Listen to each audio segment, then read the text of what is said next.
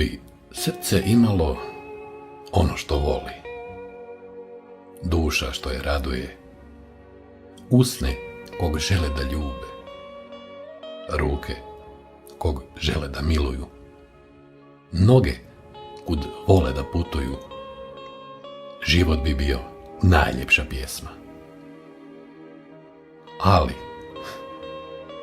Ali i najljepše pjesme imaju kraj i obično nisu duge.